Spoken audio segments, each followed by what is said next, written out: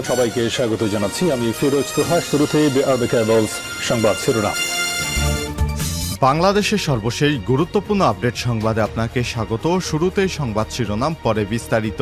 শুরুতেই জানিয়ে দিব, বিনা নোটিশে পানি ছেড়ে দেওয়ায় ভারতের কাছে ব্যাখ্যা চাইলেন উপদেষ্টা আসিফ। বাংলাদেশের সাবেক প্রধানমন্ত্রী শেখ হাসিনাকে আশ্রয় প্রদান এবং বিনা নোটিশে পানির গেট খুলে দেওয়ায় ভারতের প্রতি ক্ষুব্ধ প্রতিক্রিয়া ব্যক্ত করেছেন ক্রীড়া উপদেষ্টা আসিফ মাহমুদ। এই দুই কারণে ভারতের সঙ্গে বাংলাদেশের সম্পর্কের অবনতি হতে পারে বলে আশঙ্কা প্রকাশ করেছেন তিনি। এরপর জানিয়ে দিব, ঢুকছে পানির সঙ্গে বৃষ্টি, 10 জেলায় বন্যার অবনতি।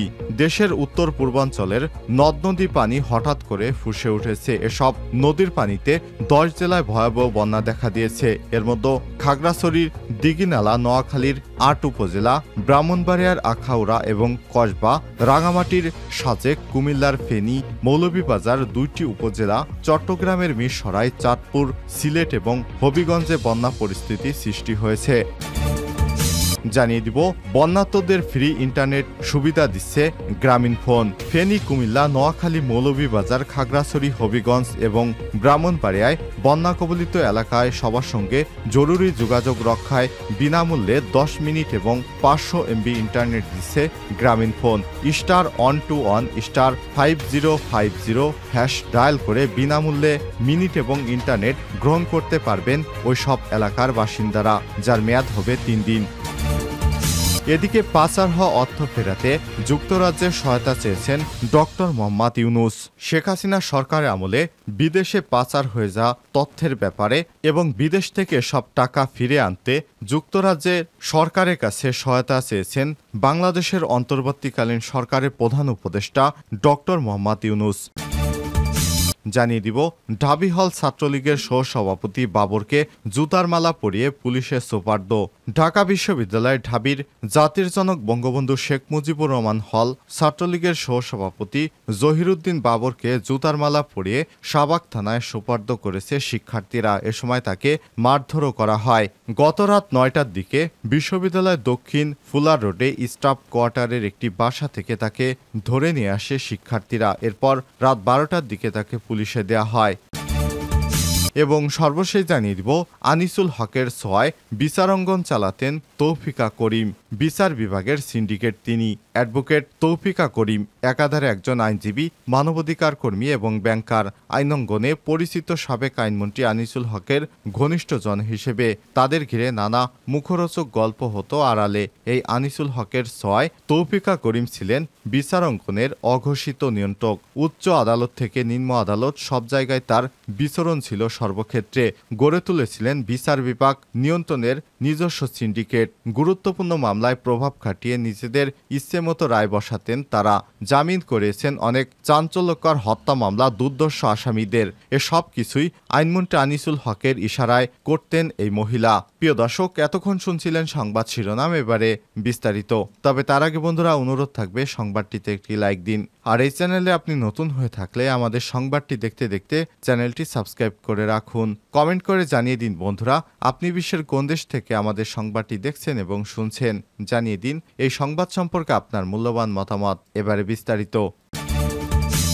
বিনা নোটিশে পানি ছেড়ে দেয় ভারতের কাছে ব্যাখ্যা চাইলেন উপদেষ্টা নাহিদ।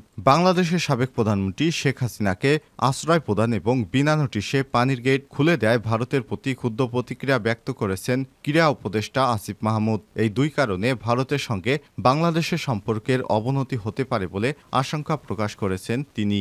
গতরাতে নিজের ফেসবুক আইডিতে দেওয়া এক পোস্টে সব প্রতিক্রিয়া জানান ক্রীড়া উপদেষ্টা। ফেসবুক পোস্টে তিনি লিখেছেন, পৃথিবীর ইতিহাসে নিকৃষ্টতম গণহত্যাকারী শেখ হাসিনাকে আশ্রয় নোটিশ ছাড়াই ওয়াটার গেট খুলে দেয়া বন্যার সৃষ্টি করা ভারতের সঙ্গে বাংলাদেশের সম্পর্কের অবনতির কারণ হতে পারে। এ বিষয়ে বাংলাদেশের জনগণের কাছে স্পষ্ট ব্যাখ্যা দিতে হবে। ঢুকছে পানি, সঙ্গে বৃষ্টি, 10 জেলায় বন্যার অবনতি। দেশের উত্তর পূর্বাঞ্চলের নদ নদী পানি হঠাৎ করেই যেন ফুসে উঠেছে। এসব নদীর পানিতে 10 জেলার ভয়াবহ বন্যা দেখা দিয়েছে। এর মধ্যে খাগড়াছড়ির দিঘিনালা, নোয়াখালীর ৮ উপজেলা, ব্রাহ্মণবাড়িয়ার আখাউড়া এবং কসবা, রাঙামাটির সাজেক, কুমিল্লার ফেনী, মৌলভীবাজারের ২টি উপজেলা, চট্টগ্রামের মিরসরাই, চাঁদপুর, সিলেটের হবিগঞ্জে বন্যা পরিস্থিতি সৃষ্টি হয়েছে। এর মধ্যে বুধবার নোয়াখালীতে জলবদ্ধতা পরিস্থিতি আরও অবনতি হয়েছে বলে রাস্তা ডুবে যায়। সাজেকের ২ শতাধিক পর্যটক আটকে পড়েছে সেখানে। ফেনীতে সেনাবাহিনী, কোস্টগার্ডের সহায়তা চেয়েছে জেলা প্রশাসক, এরপর সেখানে সেনাবাহিনী নেমেছে। সিলেটে পানি বাড়ছে, অন্যদিকে খোয়াই নদীর পানি বিপদসীমার ১৯০ সেন্টিমিটার উপর দিয়ে প্রবাহিত হচ্ছে। তবে ৩ দিনের মধ্যে স্বাভাবিক হয়ে আসবে বলে মনে করছে পানি উন্নয়ন বোর্ডের বন্যা পূর্বাভাস এবং সতর্কীকরণ কেন্দ্র। সিলেট এবং চট্টগ্রাম বিভাগের বন্যা পরিস্থিতি আগামী ২৪ ঘন্টা একই রকম থাকবে বলে আভাস দিয়েছেন তারা।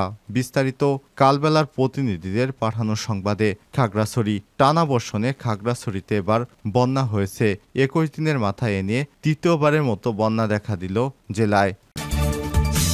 বন্যার্তদের ফ্রি ইন্টারনেট দিচ্ছে গ্রামীণফোন। ফেনী, কুমিল্লা, নোয়াখালী, মৌলভীবাজার, খাগড়াছড়ি, হবিগঞ্জ এবং ব্রাহ্মণবাড়িয়ায় বন্যা কবলিত এলাকায় সবার সঙ্গে জরুরি যোগাযোগ রক্ষায় বিনামূল্যে ১০ মিনিট এবং ৫০০ এমবি ইন্টারনেট দিচ্ছে গ্রামীণফোন। *121 *5050# ডায়াল করে বিনামূল্যে মিনিট এবং ইন্টারনেট গ্রহণ করতে পারবেন গ্রাহকেরা, যার মেয়াদ হবে ৩ দিন। এই প্রসঙ্গে গ্রামীণফোনের head of communication Sharfuddin Ahmed Chowdhury বলেছেন, সমাজের প্রতি দায়বদ্ধতা থেকে অথবা বিনামূল্যে মিনিট ও ইন্টারনেট দিচ্ছি। বরাবরের মতো দুর্গত মানুষের পাশে আছে গ্রামীণফোন। বন্যা কবলিত এলাকায় নিরবচ্ছিন্ন সংযোগ নিশ্চিত করতে আমাদের কর্মীরা নিরলসভাবে কাজ করে যাচ্ছে। পাচার হওয়া অর্থ ফেরাতে যুক্তরাজ্যের সহায়তা চেয়েছে ডক্টর ইউনূস।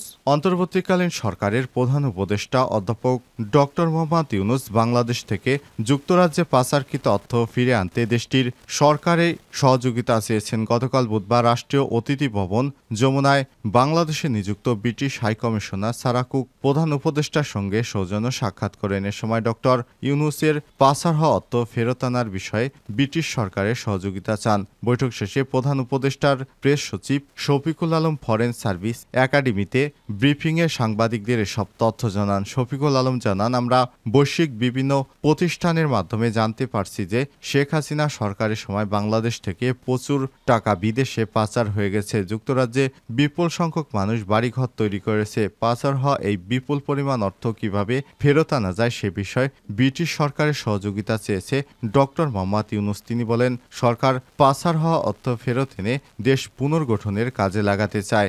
গতকাল ব্রিটিশ হাইকমিশনার সারা কুক ছাড়াও জাপানের রাষ্ট্রদূত ইয়াওমা কিমিনারি প্রধান উপদেষ্টার সঙ্গে সৌজন্য সাক্ষাৎ করেন। এ সময় জাপানের রাষ্ট্রদূত ডক্টর ইউনূসের নেতৃত্বে অন্তর্বর্তীকালীন সরকারের পরিবর্তন প্রক্রিয়ার পাশে থেকে বাংলাদেশের উন্নয়ন এবং সমৃদ্ধির জন্য তার সমর্থন অব্যাহত রাখবে বলে আশাবাদ ব্যক্ত করেন।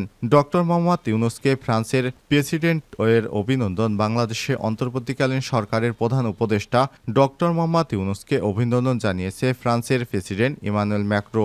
গতকাল প্রধান উপদেষ্টার প্রেস সচিব শফিকুল আলম গণমাধ্যমকে সব তথ্য জানিয়েছেন। ইমানুয়েল ম্যাক্রো অন্তর্বর্তীকালীন সরকারের উপদেষ্টা ডক্টর মোহাম্মদ ইউনূসকে চিঠি লিখে এই অভিনন্দন জানান। ঢাবির হল ছাত্রলীগ সহসভাপতি বাবরকে জুতার মালা পরিয়ে পুলিশের সোপর্দ। ঢাকা বিশ্ববিদ্যালয় ঢাবির জাতির জনক বঙ্গবন্ধু শেখ মুজিবুর রহমান হল ছাত্রলীগের সহসভাপতি জহিরুদ্দিন বাবরকে জুতার মালা পরিয়ে শাহবাগ থানায় সোপর্দ করেছে শিক্ষার্থীরা। এ সময় তাকে মারধরও করা হয়। বুধবার রাত 9:30টার দিকে বিশ্ববিদ্যালয়ের শিক্ষা দক্ষিণ ফুলা রোডে স্টাফ কোয়ার্টার এর একটি বাসা থেকে তাকে ধরে নিয়ে আসে শিক্ষার্থীরা। এরপর রাত 12টার দিকে তাকে পুলিশে দেওয়া হয়। জহিরুদ্দিন বাবর ঢাবির রাষ্ট্রবিজ্ঞান বিভাগের 16-17 শিক্ষাবর্ষের ছাত্র। জানা যায়, বিশ্ববিদ্যালয়ের রেজিস্ট্রার ভবনের কর্মচারী অমিত সরকারের বাসায় লুকিয়েছিলেন বাবর। খবর পেয়ে শিক্ষার্থীরা সে বাসায় গিয়ে তাকে খুঁজে পান। এ সময় ওই কর্মচারীকেও মারধর করা হয়। এই ঘটনায় জড়িত কয়েকজন শিক্ষার্থী বলেন, হলে থাকাকালে বাবর জুনিয়র শিক্ষার্থীদের নির্যাতন করত। তার প্রতি শিক্ষার্থীদের ক্ষোভ ছিল। হলে থাকতে অনেক শিক্ষার্থীকে নানা সময় ট্যাগ দিয়ে হল থেকে বের করে দিয়েছিলেন বাবর। এ বিষয়ে শাহবাগ থানার এসআই আশরাফ উদ্দিন বলেন, শিক্ষার্থীরা 2 জনকে আমাদের হাতে তুলে দিয়েছে। আমি ঊর্ধ্বতন কর্তৃপক্ষকে জানিয়েছি, মামলা হলে তদন্ত করে তাদের বিরুদ্ধে ব্যবস্থা নেওয়া হবে। গত 15 জুলাই কোটা সংস্কার আন্দোলনে ঢাকা বিশ্ববিদ্যালয় ক্যাম্পাসে ছাত্রলীগের হামলায় 3 শতাধিক শিক্ষার্থী আহত হয়। এরপর প্রত্যেক বিভাগের ছাত্রলীগের নেতাকর্মীদের বয়কট করেন শিক্ষার্থীরা। পরে তাদের হল ছাড়া করা হয়। এরপর আন্দোলনে পুরো সময় জুড়ে ছাত্রলীগের সপক্ষে থাকা ছাত্রলীগের নেতাকর্মীরা 5 আগস্টের পর কেউ ক্যাম্পাসে ফিরে আসেনি। অজ্ঞাত স্থানে লুকে আছেন অনেকেই।